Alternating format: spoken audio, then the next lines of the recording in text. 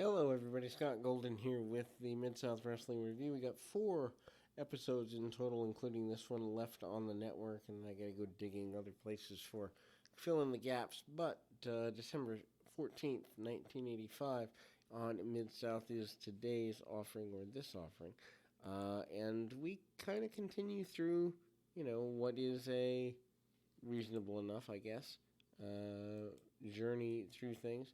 Dick Slater, who has not exactly been the most calm or relaxed individual by any stretch of the imagination, up to this point, continues to be outspoken as he goes on to be a commentator, which kind of, I don't know, strikes me odd here.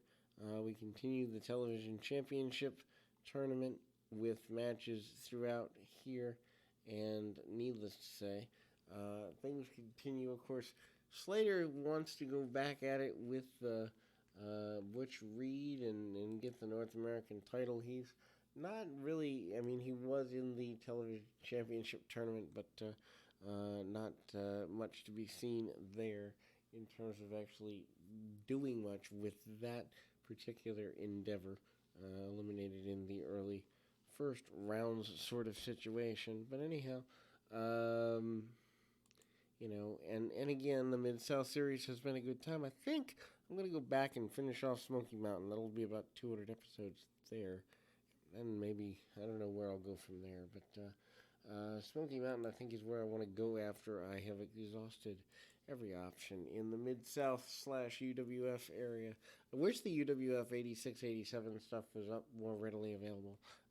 I think it's a shame that the network has not uploaded that, although maybe the UWF name is owned differently. I don't really know how that is classified for the sake of the benefit of, the viewing public and the purchase that they had from the Mid-South album. I know that there was lots of stuff there and difficulties in dealing. Gilbert and Roberts in a television championship tournament match is up early here. And of course, who knew that we would want to see Hot Stuff Eddie Gilbert and Jake the Snake Roberts? Great match, psychologically speaking. Just amazing that it happened. Didn't know it happened. Distraction by Sir Oliver Humperdinck, who has aligned himself with Eddie Gilbert at this point. Gilbert manages to go behind, and Roberts comes out a bit ahead. So Roberts stays almost right up to the end of December here, going into the WWF in time for WrestleMania 2 here in 86. So he's not here that much longer. Cranks on the arm, stays on the arm for several minutes, does Roberts. Roberts brings it back to the center of the ring, hammerlock and really basic stuff there. Doesn't get everything he wants on it, but shoulder tackle by Roberts. Roberts manages to go right back to the arm, working that hold. And so much simpler when guys and ladies knew how to work holds and make them work. Obviously, a lot of people say you can't work the modern day holds or the old school holds the way you did. They're right. You'd have to work a heel hook or an arm bar or something like that, and see guys struggle out of it. Matt Stryker, who, if you have the High Spots Network, if you don't, $10 a month, one of the best investments in independent wrestling you can ever make. But anyhow, Matt Stryker talks about making it look like you're fighting out of a hold, and that was only a few years ago. He did the seminar where he talked about that. Worth checking out if you're into that sort of thing. Anyway, Roberts brings Gilbert back to the middle of the ring, and Gilbert catches Jake Roberts in the floating rib area with a drop kick, and then Roberts catches the foot of Gilbert. Gilbert bails to the outside. Roberts chases him around on the outside. This is back when every movement mattered. Gilbert cuts him off when he comes back into the ring. Gilbert goes to the second rope on the inside. Top rope moves, remember, are pretty well banned. Second rope on the inside, though, cross body not banned, although Gilbert doesn't get all he wants on that. Tries to get a submission, doesn't get that either. And Gilbert is guy who is not willing to take any Backward steps by any stretch of the imagination. Kick by Gilbert to the top of the head there, and gets all he can. Goes for an inside cradle, doesn't get everything, but gets enough for a minute. And Gilbert, needless to say, is trying to work things around, and then all the way through here. Um, Irish whip by Gilbert. Gilbert manages a short knee, or get caught with a short knee. Jake comes back at him with a punch to the midsection and goes for the DDT. Doesn't get all he wants on that, but eventually does get the hold. 1, 2, 3. Jake Roberts advances in the television championship tournament. We continue with another tournament match. This time, Buzz Sawyer against the unfortunate nature of referee or wrestler turned referee Nick Patrick. Patrick, I think, blew out his knee late 85, early 86. So his in-ring career pretty short. Of course, the son of Jody Hamilton. Mad Dog Buzz Sawyer with a steel chain around himself, and he is not happy with that. Literally a couple of seconds, power slam, and Patrick is gone. Joe Malcolm and Larry Clark versus the Bruise Brothers. I think this is a match we've seen before, not one that you necessarily have to write home about if you haven't seen it before. Bruise Brothers are guys that are literally just punch kick. Nothing even worth noting here. Bruise Brothers, the best part of them is their gimmick, kind of the dancing and jiving and shucking around, making a good go of it. Anyway, and that is, of course, Pork Chop Cash and Mad Dog Boyd, two African American fellows who are a good enough tag team, but nothing. I don't even know that if they weren't in Mid-South, they'd get very far. Maybe Memphis. Just about everybody's gone through Memphis and done okay, but big backdrop by one of the Bruise Brothers, and the other comes in, tries to cut things off, gets a few clotheslines and a backdrop of his own, and then the enhancement talents don't do very well. Big splash by the balding of the Bruise Brothers. Then we go to another enhancement match. Al Perez against Ricky Starr. Perez, of course, former tag team champion here in the Mid-South area with Wendell Cooley, who it appears, I would assume, at this juncture, has left the organization because he hasn't been seen in a couple of months. Anyway, tie up by Perez in leg grapevines for the first several minutes of the match, and Starr doesn't exactly like that, so he's stomping around, drop toe hold, and Perez goes right back to work on his adversary's legs. The man can't stand, he can't fight. That's pretty simple logic. Leg grapevine by good old Mr.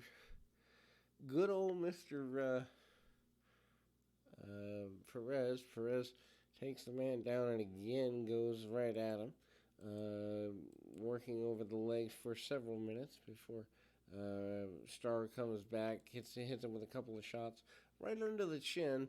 Not exactly the most flattering of maneuvers. Anyway, ties him up, does Perez. Perez going almost for that spinning toe hold slash leg grapevine that a Dory Funk might go for, Dory Funk Jr. Drops the knee to the back of the hamstrings, stays on it, and again does the splits right around here, and ultimately ties things up, doesn't get what he wants there, and shot by Starr managing to keep a brawl going. Not sure that that's what fans want to see. And also not sure that Perez at this juncture benefits from longer matches where they're inconsequential. I don't know that this match with Starr is doing a lot for his career. Does snap the man over with a beautiful German suplex, which for 1985 is a pretty big deal. Speaking of big deal, Dr. Death Steve Williams against Rob Ricksteiner in a television championship tournament match is up next, and Ricksteiner has been, a decent enough showing in the last little while. Hits a couple of shots and takes down Doctor Death with a fireman's carry. That's interesting to be able to pop the hips on Doctor Death. Of course, both guys having collegiate backgrounds in sports, and a couple of arm drags by Doctor Death. We saw Doctor Death actually team up with Mad Dog Buzz Sawyer a couple of times before. Drop kick by Steiner, which is something you do not see as he goes along. I don't know that I've ever seen Rick Steiner leave his feet before that moment right there. Anyway, go behind in a takedown by Doctor Death. Doctor Death is very aggressive and assertive and all that good stuff here. Meanwhile, um, they are doing pretty well. Doctor Death comes back with some power moves, including a lariat that would knock the head off most men there. Anyway, headbutt by Doctor Death as well, and that is not a good place for you to be if you are a Rick Steiner fan, Rick Rocksteiner fan. Steiner gets back to his feet, gets kicked for his trouble, and finds himself staggering back towards the ropes, is able to kick out of a couple of power moves from Dr. Death. That's not a typical action to take, but Dr. Death misses an elbow drop in the middle. Good match, worth going out of your way to see. Different levels of experience between the two men. Worth going out of your way to see because the experience levels make the match interesting. Rick Steiner showing a lot of promise here early in the early parts of his career, more so than perhaps many people would expect him to show. Rick Steiner back elbows tries to get some advantages. Dr. Death probably not the guy to put him in there with if you want him to win, but at the same time, certainly, whoa, big backdrop there by Steiner, and Steiner manages to just barely get the man over with the backdrop and a kind of off the shoulders release Samoan drop, maybe. Needless to say, Dr. Death runs into the midsection there and short knee by Steiner. Steiner manages a couple of kicks and some punches and basic stuff here. Big belly to belly actually loses him on the suplex. Not a good look for Steiner. Steiner obviously showing to be extremely green here. And Steiner almost went up in the Oklahoma Stampede, but that finally doesn't come together. What does is a chop block by Dr. Death Steve Williams, who finally after that is able to take Steiner up and put him down once and for all and advance in the television championship tournament.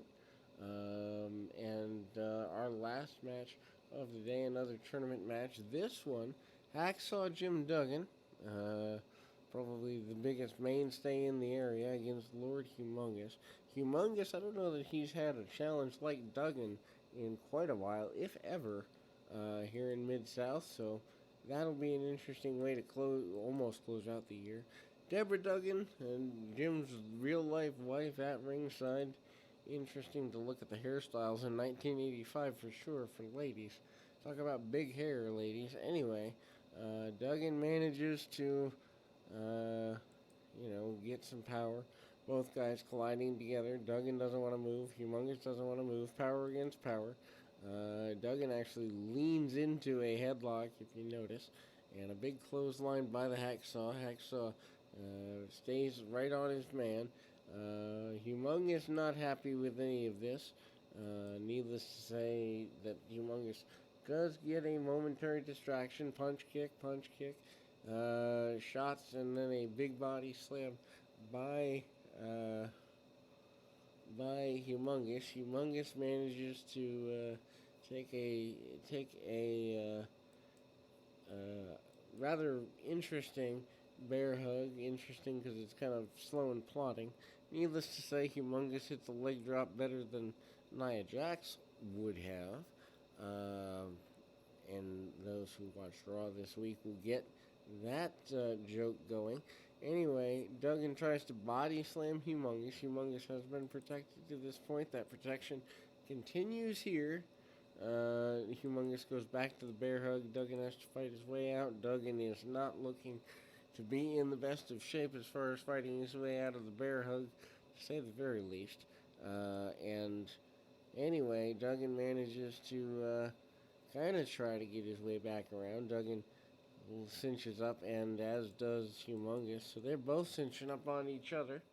Uh, and ultimately, things are looking interesting in this match because, many people would think Duggan being the mainstay in Mid-South for as long as he has been was a lock. But Humongous had been protected by Bill Watts and company almost since coming in. Duggan finally does bring him up for a big body slam. But a powerful kick out by Humongous after the body slam. Duggan brings a chair into the ring. Referee calls for the bell disqualification there, and that will close us for the December 14th edition. Like I said, we've got 3 more editions here, and then we've got to kind of go back and go digging a bit. But until next time, keep your feet on the ground, your mind in the moment. Until next time, everybody.